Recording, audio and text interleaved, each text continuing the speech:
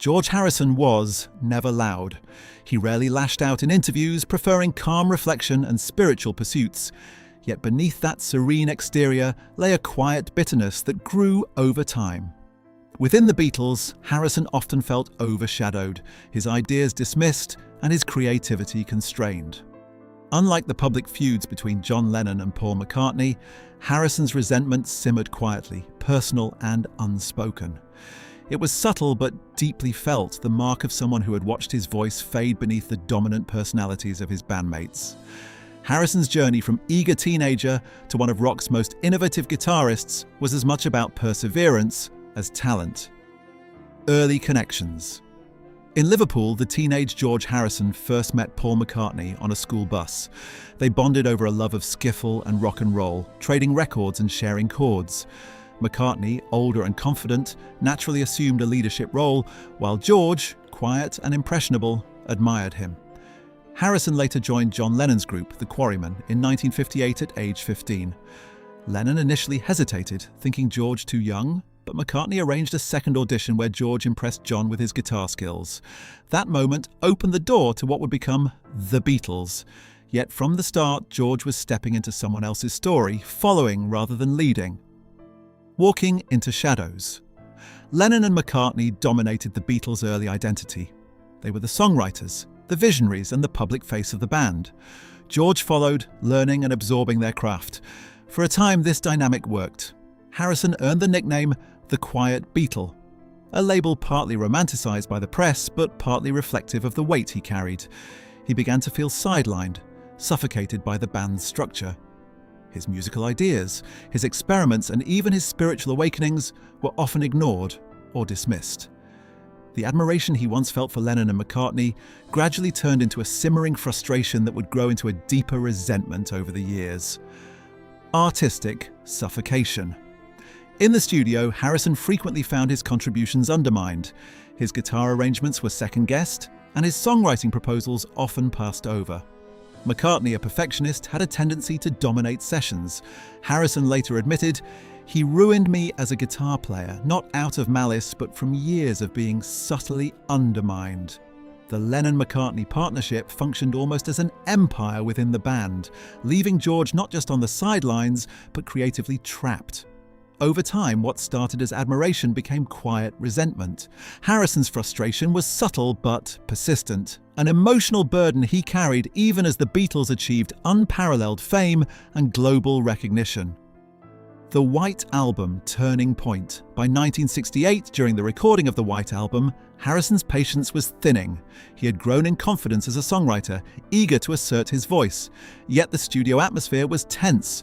McCartney had taken on a leadership role, while Lennon, distracted by personal matters, became increasingly indifferent. George's creative ideas were often overridden, leaving him frustrated. The Let It Be sessions in early 1969 further exposed cracks in their relationship.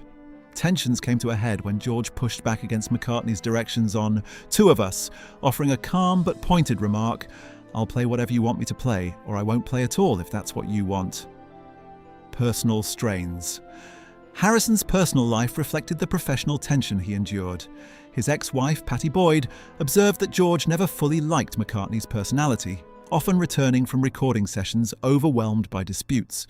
Their relationship was one of tolerance rather than warmth. Even decades later, attempts at professional reconciliation were challenging. Harrison's internal struggle was less about anger and more about being heard, respected, and given room to grow. McCartney's perfectionism and tendency to control studio sessions left George feeling creatively constrained, shaping both his music and his attitude toward collaboration for years to come. Lennon and the Invisible Wound. Harrison's relationship with John Lennon was more complex. Initially, George idolized Lennon, viewing him as a mentor.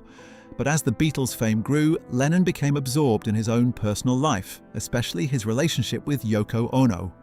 George's interest in Indian music and spirituality, which had become central to his identity, was met with sarcasm rather than curiosity. Unlike McCartney's domineering, hands-on approach, Lennon's indifference cut deeply, leaving Harrison feeling invisible.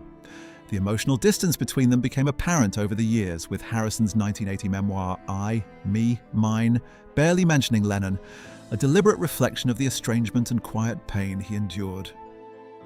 Tribute through music. When Lennon was tragically murdered in 1980, Harrison was profoundly shaken. Yet his tribute was understated, expressed through music rather than sentimentality. He reflected on the early bond they had shared, acknowledging Lennon's genius while silently accounting for the years of coldness and indifference.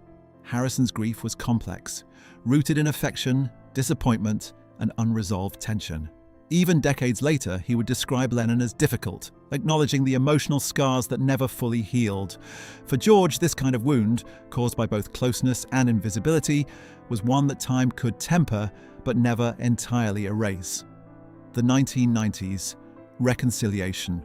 By the 1990s, Harrison had stepped out of the Beatles' shadow, achieving success as a solo artist, philanthropist, and spiritual thinker. Yet old tensions with McCartney remained. When the surviving Beatles reunited for the 1994 anthology project, Harrison bristled under McCartney's direction, describing it as going back to school. Producer Jeff Lynne recalled George rolling his eyes at Paul's controlling tendencies. While McCartney publicly downplayed the friction, admitting, "We got on each other's nerves," it was clear to those close to the sessions that the dynamic of their earlier years persisted, demonstrating how deeply ingrained their creative conflicts had become. Final years and reflections. George Harrison's later years were marked by health struggles, including a 1997 cancer diagnosis. He faced illness with wit and grace, spending time with his wife Olivia and son Danny. Publicly, he remained reflective about his Beatles years, speaking rarely and cautiously about McCartney. In a 2001 online chat, when asked if Paul still annoyed him, Harrison quoted a Victorian proverb, "Scan not a friend with a microscopic glass. You know his faults, then let his foibles pass." Even in his final months, he maintained a philosophical distance, expressing forgiveness in a quiet, measured way, rather than public displays of reconciliation. The last meeting. Before his passing on November 29, 2001, Harrison shared a private moment with McCartney, a gentle, intimate gesture of connection. According to McCartney, they held hands, joked, and spoke freely, an encounter far removed from their younger years of tension and creative conflict. Harrison's final words, "Love one another," encapsulated a lifetime of reflection, growth, and tempered wisdom. Even in death, the complexities of his relationships with his former bandmates persisted, showing that while reconciliation was possible, it was quiet, private, and partial.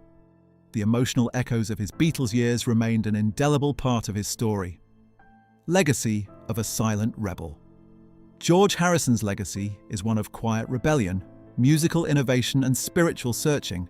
He never dominated headlines or sought the spotlight, yet his voice, both musical and personal, spoke volumes. His journey with the Beatles was marked by admiration, love, resentment, and the struggle for recognition. Harrison's experiences with McCartney and Lennon shaped his understanding of collaboration, creativity, and personal boundaries. Though forgiveness came in small, private doses, some wounds remained, tempered but unforgotten. The silent Beatle left a profound mark on music and culture, proving that even quiet voices can carry extraordinary depth and complexity.